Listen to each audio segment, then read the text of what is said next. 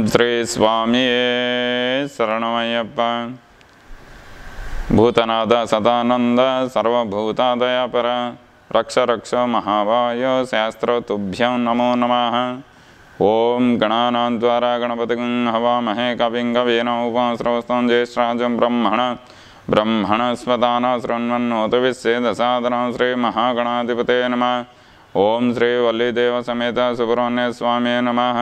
ఓం శ్రీ స్వామి శరణమయ్యప్ప. తదుపరి ధనురాశి వారికి ఎలా ఉండబోతుందో తెలుసుకుందాం. సెప్టెంబర్ 2వ తారీఖు అమావాస్య నుండి పౌర్ణమి వరకు ఎలా ఉండబోతుంది తెలుసుకుందాం. ఆదాయం 11, వ్యయం 5, రాజపూజం 7, అవమానం 5. ఈ ధనురాశి వారికి అష్టమంలో గురువు ఉన్నందున వారికి ఆరోగ్యం విషయంలో తగిన జాగ్రత్తలు తీసుకోవాలి. సమయానికి భోజనాలు టిఫిన్ చేయాలి. వారికి ఖర్చు అధికంగా ఉన్నది. సమయానికి డబ్బులు అందక ఇబ్బందులకి గురి అవ్వడం జరుగుతుంది. వృత్తి ఉద్యోగంలో కొంత ఆకంఠాలు ఏర్పడతాయి. వారు తగిన జాగ్రత్తలు తీసుకోవాలి.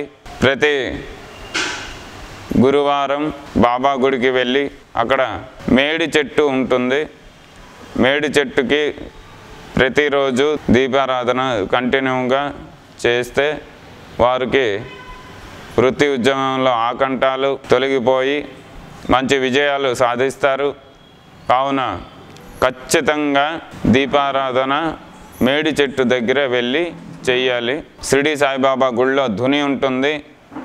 ఖచ్చితంగా ఆ ధుని చుట్టూ ప్రదక్షిణ 16 సార్లు చేయాలి. అలా ఖచ్చితంగా చేసినట్లయితే వాళ్ళకి వృత్తి ఉద్యోగంలో ఆకంఠాలు తొలగి, రుణ బాధలు తొలగి, ధనం విషయంలో ఎలాంటి ఆకంఠాలు లేకుండా వాళ్ళు మంచి విజయాలు సాధిస్తారు. ఖర్చులు అధికంగా ఉన్నందున వారు ఖర్చులు తగ్గించుకోవాలి.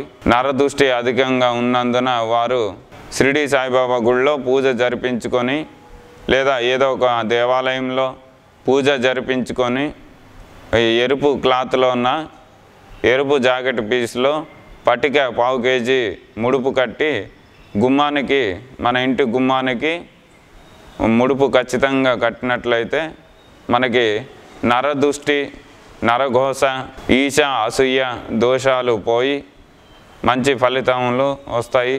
మీరు చేయబోయే ప్రతి పనిలో విజయం సాధిస్తారు. శుభం.